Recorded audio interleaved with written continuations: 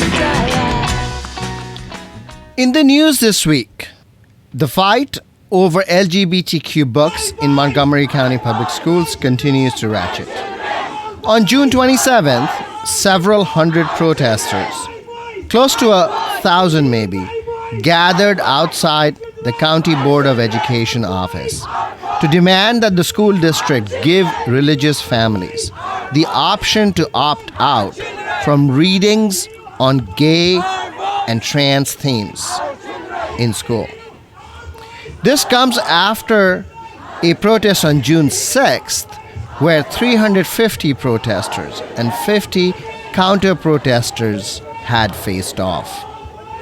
Following the June 6th protest, I interviewed Wael El-Koshairi, the founder of a group called Family Rights for Religious Freedom, one of the main organizers of the protest. If you have not heard that episode yet, from June 9th, I strongly suggest going back to it. The parents' rights movement, led nationally by right-wing Christian nationalist, and Republican groups, looks dramatically different in Montgomery County, where Muslim groups appear to be leading the struggle. And these groups are insisting that their struggle is different and apart from the national parents' rights movement. On June 27th, they were joined in larger numbers by Ethiopian Orthodox and evangelical congregations, including a lineup of priests in full priestly regalia. Not all protesters were Montgomery County residents, but many were. Not all had students in MCPS, but many did. As the protests mount, MCPS, the BOE, and the county's political leaders are waiting for the courts to decide on a pending lawsuit by the religious law firm, the Beckett Fund, which was filed on behalf of 3 families in MCPS. Ordinarily, Montgomery County's political leadership would have quickly coalesced against these types of threats. But the leadership of the anti-LGBTQ movement in the county, now in the hands of Muslim and immigrant groups, have erected a dilemma for the county's political class. First, the county's self-image as a progressive bastion rests on accommodating what Democratic leaders call the party's big tent politics. And the Muslim protesters are in particular appealing to this concept of a big tent. However, not too long ago, progressive groups had worked closely together with Muslim congregations during Trump's Muslim travel ban, and the Muslim leadership of the anti-LGBTQ books in the county has come as something of a shock. And that sense of betrayal, it seems, bubbled over in comments made by Council Member Kristen Mink, the only elected leader in the county to speak openly on the issue. Following the June 6th protests, she had publicly lamented that the battle over the books had put Muslim groups on the same side as the far right, only to have to publicly apologize for her comments. Second, the Muslim community itself is divided, and the protests are largely in the hands of conservative Muslims. Moderate and liberal Muslims are finding their voices drowned out, but it is important to note that the county's Muslim residents are well integrated in its heavily democratic political establishment, holding important positions in the county and within the Democratic Party and its clubs, as well as in elected offices. So if the courts decided in favor of MCPS, that would be a resolution and life would carry on as usual. But until that happens, and it seems that the lawsuit could very well go all the way to the Supreme Court, the protests appear to have opened the usually strong Democratic coalition in the county to political exploitation. The perennial Republican candidate, Robin Ficker, joined the protests on June 27th. And the local chapter of Moms for Liberty has been present at both the June 27th and the June 6th protests. The political nature of the protests are fairly clear, though Zainab Chowdhury, one of the protest organizers from the group called Council on American Islamic Relations, has said that the struggle is non-political. Counter protesters on the pro LGBTQ books side had deliberately decided to stay away from the protest on June 27th, except for a small group from the Rainbow Defense Coalition. Instead, they were pushing an online petition to protect LGBTQ rights from conservative attacks, which now has over 2,000 signatures. Starting July 1st, marijuana is legal in Maryland.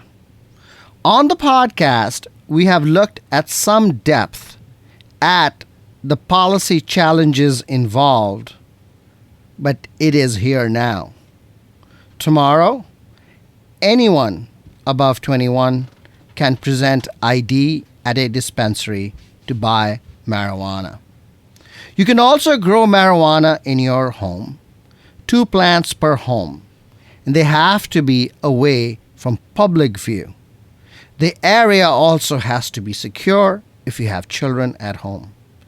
If you think your child has consumed marijuana, call the Maryland Poison Center at 800-222-1222. You can't smoke marijuana in public, indoors, or outdoors. Not in restaurants, bars, stores, hotels, movie theaters, public transportation, parks, sidewalks, none of that. Though it is now hard not to smell the smoke walking through plazas such as in downtown Silver Spring. Marijuana is certainly illegal in national parks since it is still banned under federal law.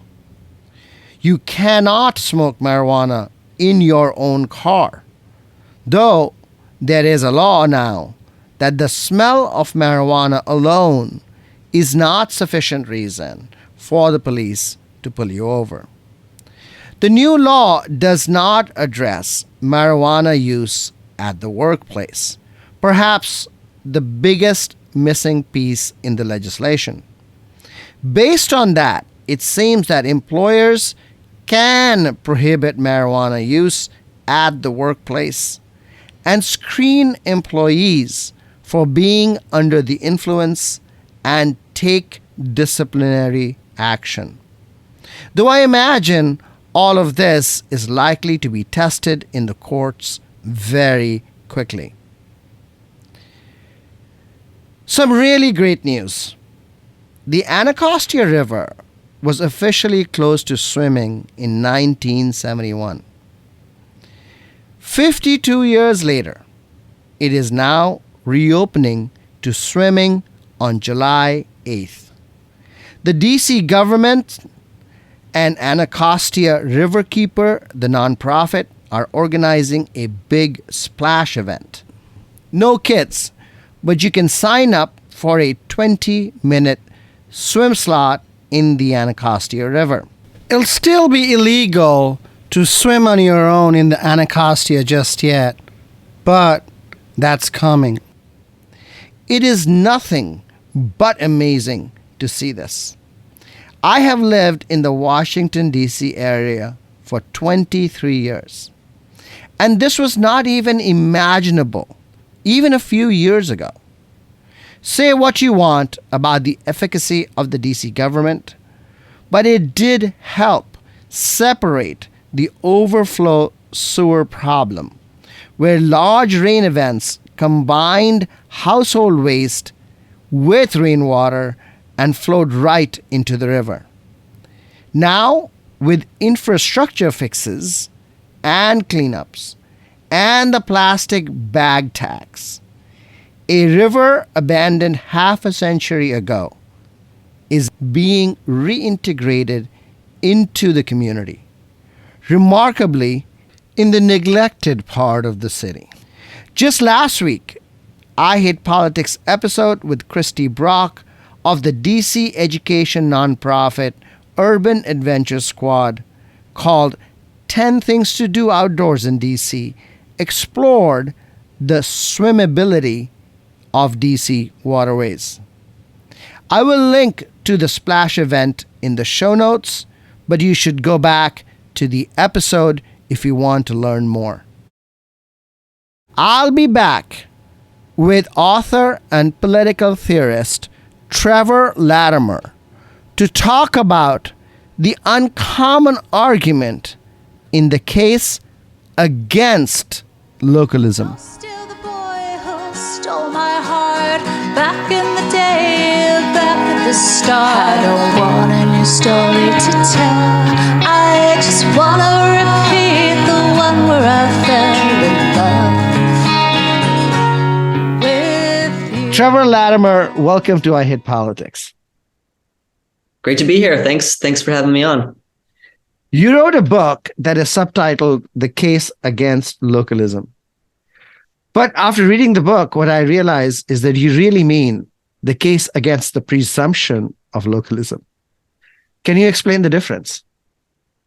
The distinction is between doing things at the local level and the idea that doing things at the local level is generally correct.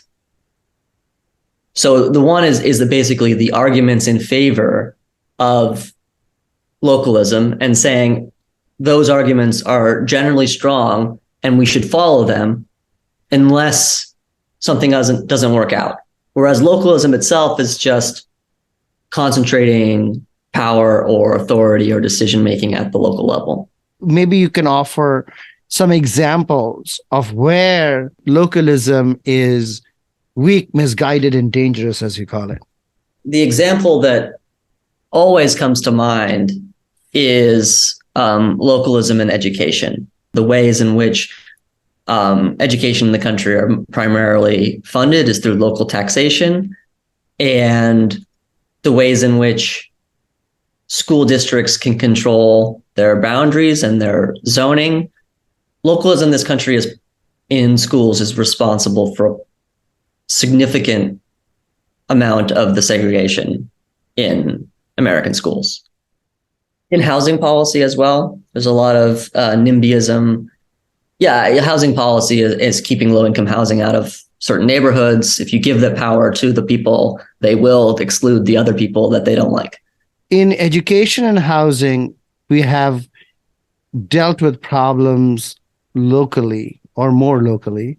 And there's much more centralization, if the opposite of localism, in the transportation sector. Yeah, and I think that's because transportation is about connecting people, right? It's by its very nature about going outside of the place in which you reside. If education and housing there's something functional about it that leads to localization, then it's very hard to pull in the other direction, right?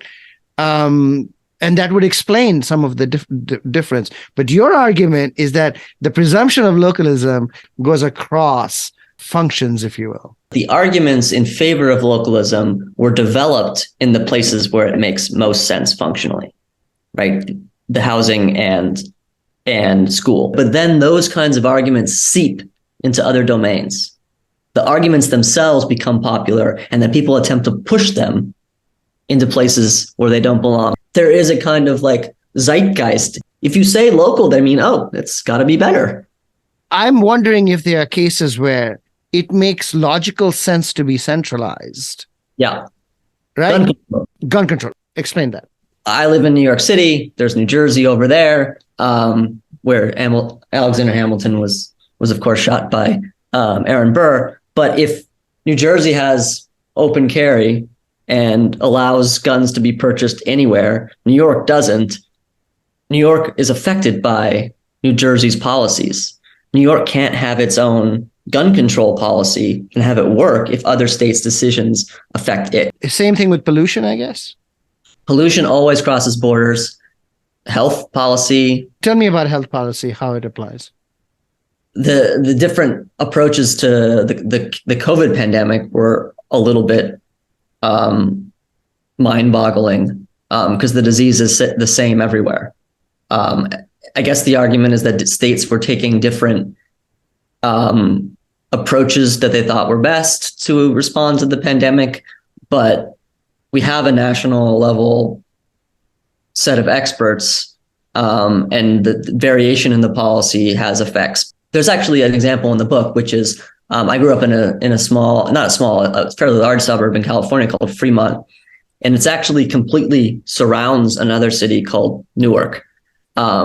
If Fremont decides, and this is another example, that if Fremont decided to, let's say, legalize marijuana, well, it's already legalized in California, but let's pretend it was 20 years ago. Fremont decides to legalize marijuana, Newark doesn't. That policy of legalizing marijuana makes it impossible for the other city, Newark, to really actually enforce their policy. So it's when the places where we lend ourselves to centralization are ones in which there are cross-jurisdictional effects. The argument for schools and housing must be that there aren't these cross-jurisdictional effects. It really is a local matter. So if it really is a local matter, it shouldn't be up to other people. But the problem is that this is always political. And that's where I think I wanted to eventually push back against your functional argument, because functional arguments can look different to different people, like what I just said about nationalization of education. Some people will be like, that's crazy. But I happen to think that it makes sense, functionally speaking, to have a national education system. Do you believe there are technocratic answers available at higher levels of administration? One thing that is missing from the pandemic discussion really is that it is so political, but we absolutely don't want to see the politics in public health. We act politically, others act politically, our decisions are politically driven. So much of public health is political. Mm-hmm. But if you look at public health training, there is no politics. They are not trained in politics at all. So how can they make that decision? It's interesting there because, in the United States, lower level jurisdictions have so much power. They were able to, they didn't follow the national level guidance, which kind of makes the national level guidance. We never actually figured out whether their suggestions, at least with like masking and vaccines, worked, because we never really tried them because some jurisdictions put a stop to it. So the localities here were sort of undermining the very idea of a national health policy. How do you see the concept of federalism, the role of federalism? And I think you also talk about subsidiarity. How does that relate to localism and centralization? Subsidiarity is a fairly precise claim. Its decision-making should be at the lowest level possible, subject to efficiency and effectiveness. Something to that effect, which is it directly states the presumption in favor of lower level units and says, basically, prove us otherwise.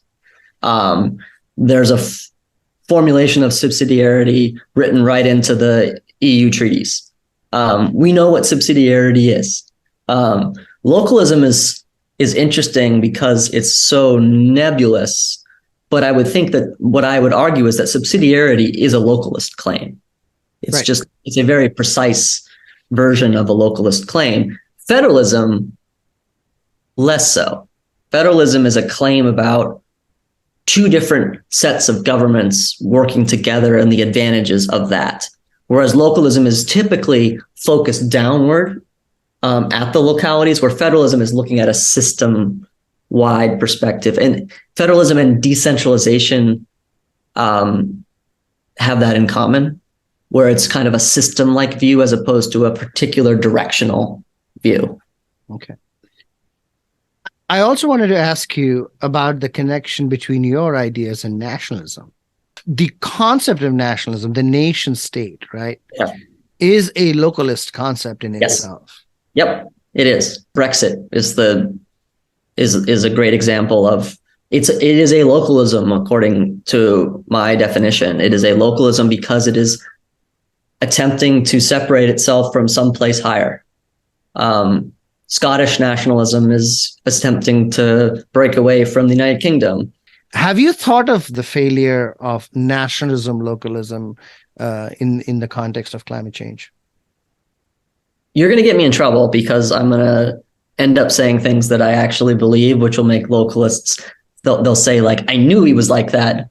I knew he had those secret views, because I am very sympathetic to continuing to centralize beyond the nation state. I think it would be a great step towards human peace and prosperity if the European Union were willing to extend its hand to the United States, and the United States were to join the European Union. And then while we're at it, we can ask Bangladesh to join the European Union. And then some way along the line, we'll stop calling it the European Union and we'll call it the whatever union. Yeah. So I'm not the kind of person who's so radical where I want to say, let's start a world government right now.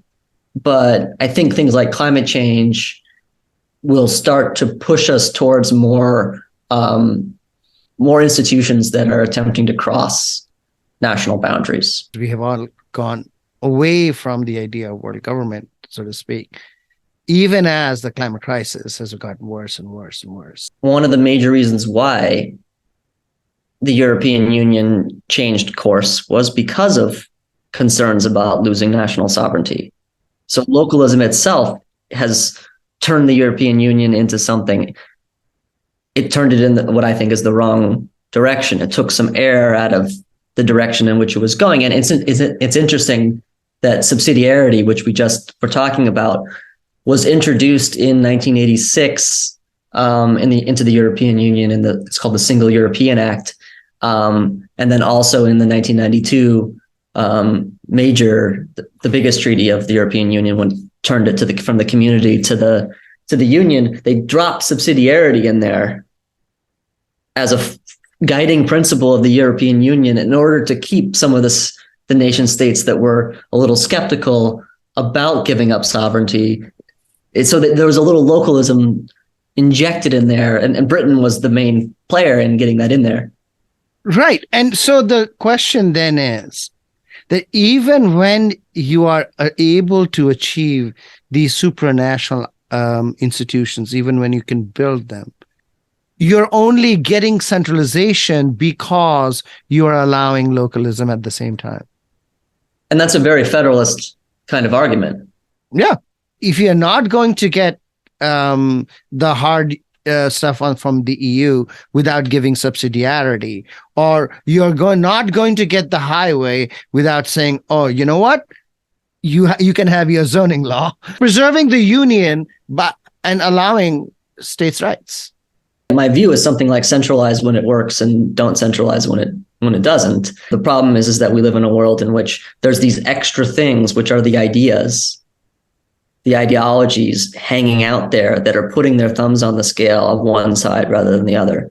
We're not allowing the actual symbiosis or equilibrium to fall out where it should, because we've got ideas which affect the world in ways that are independent of the actual appropriate balance of power between centralization and localism. Okay. When you talk about localism, you cannot not talk about farmers market. Explain your criticism. If your metric for a sound food policy is minimizing transportation and energy costs, you shouldn't assume that doing it locally is going to do that. There are economies of scale. Sure. So that's the first one. Okay. The second one on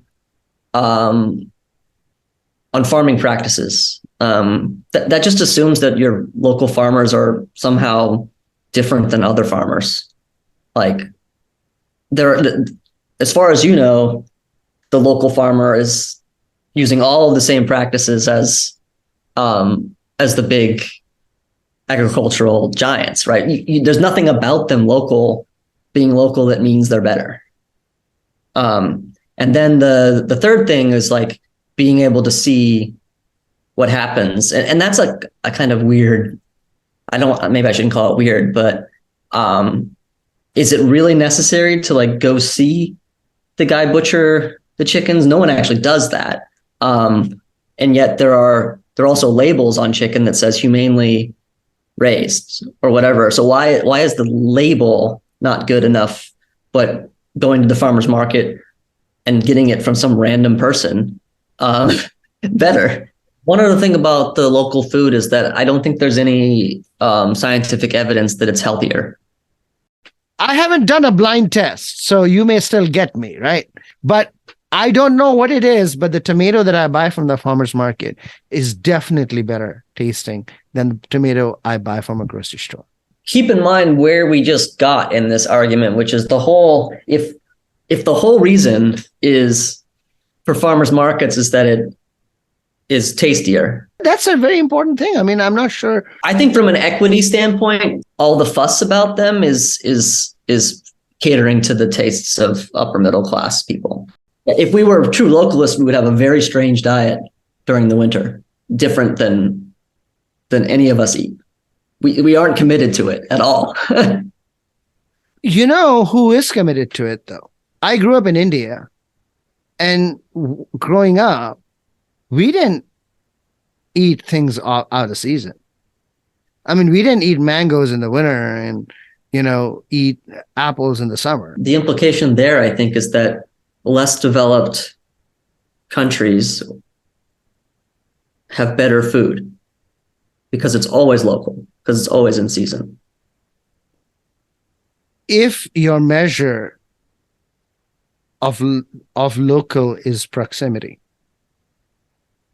if your Right. measure of local is proximity and not using fertilizer, Yes. that's a different measure. Yes. Maybe it is the local, but perhaps it's actually the other things that you care about more than its proximity. Proximity could just be a part of a web of proxies that if you actually took it out, you wouldn't notice.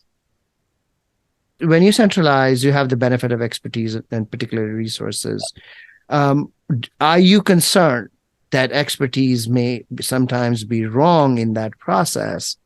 And for example, military experts have taken over government. Medical experts have made colossal errors. So is localism possibly a risk avoidance strategy against that kind of colossal errors?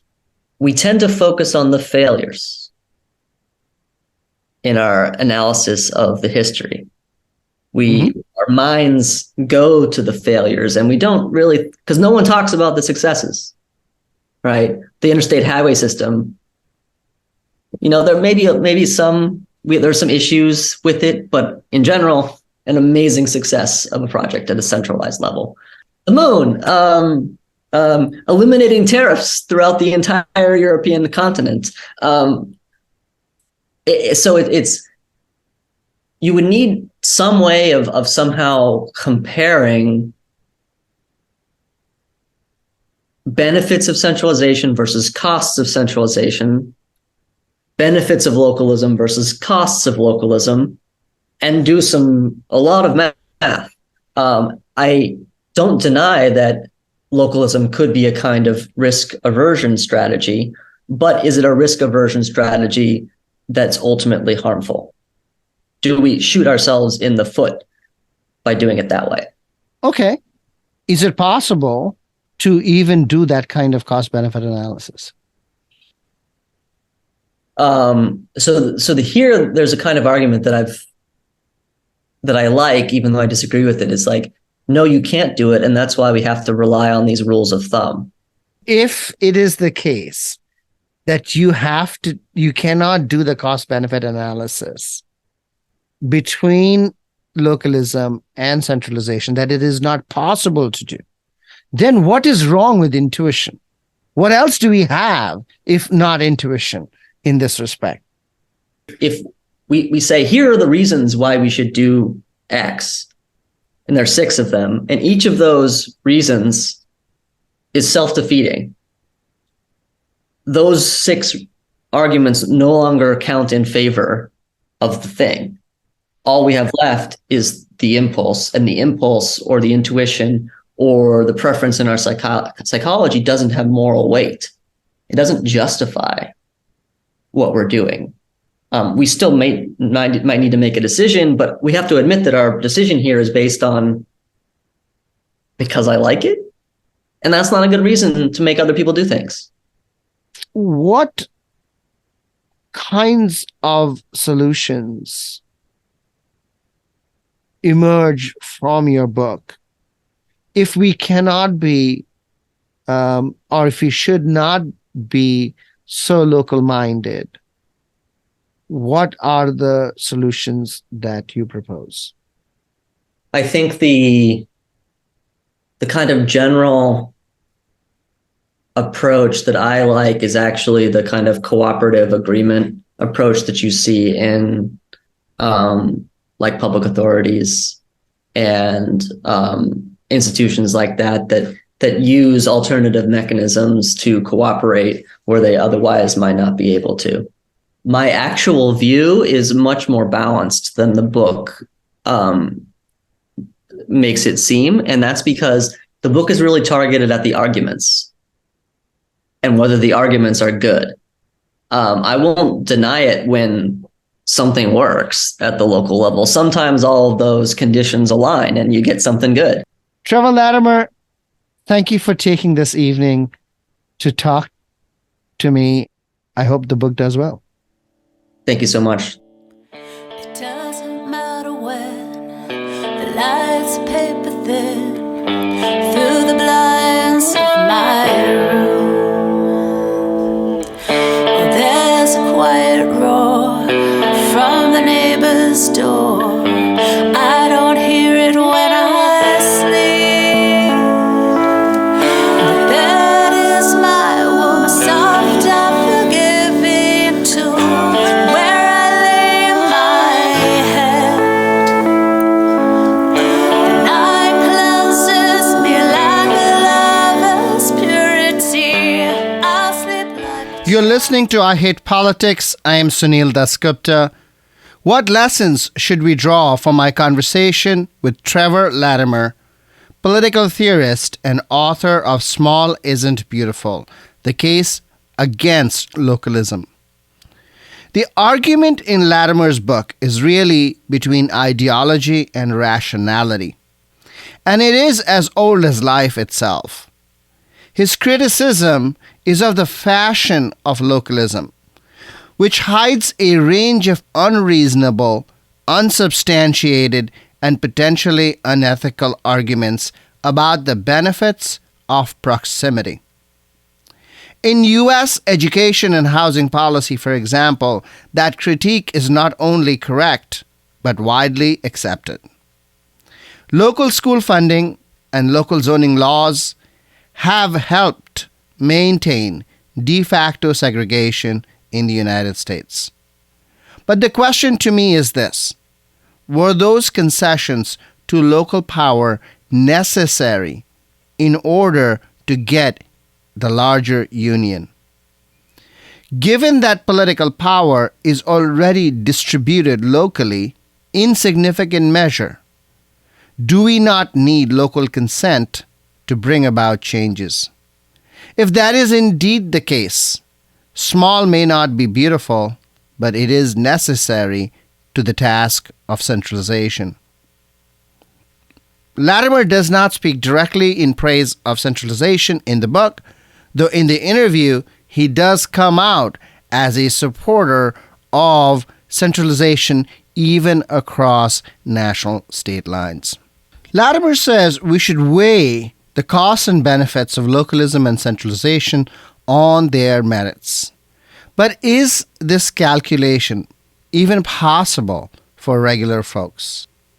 If it's not possible, which arguably it is not given all the critiques of rationality that exist, how do we manage intuition, which notably can be wrong and hide our biases? Sometimes even things we do not speak of. The task of building intuition and then aggregating them into some form of social policy is what I'd call politics, though there is much, much more involved. And so Latimer's push for reason and rationality is one repudiation of politics itself. This is the most seriously thought out and innovative rejection of politics I have read recently. And trust me when I say that many of us, in fact, hate politics, especially when it doesn't serve our intuition. Ideology is a favorite horse to beat, but does it serve the cause of building preferences without having to calculate cost and benefit extensively? It also helps build consensus and get us out of what economist Kenneth Arrow has long ago called the cycling problem in the aggregation of social preferences. Latimer's book stands across from a much larger literature on the importance of placemaking. Placemaking is a term used to suggest revitalization of highly localized public spaces such as squares, plazas, and markets by encouraging locals to use it more. An extension of the idea would include local participation in decisions about how to revitalize, and especially around investment decisions. Answering questions such as, should we have a skate park or a flower garden? Would you be surprised if I said governments and planning departments have embraced the concept of placemaking with the greatest of enthusiasm? Perhaps too much of it. And so Latimer's corrective is really something for planning departments and governments to read. That's all for this episode. You've been listening to I Hate Politics. I'm Sunil Dasgupta. Music for this episode comes from the band Finster. Kate Servino Johnson on vocals and guitar. Doogie Whitaker on guitar and vocals. Howard Rayback on the bass.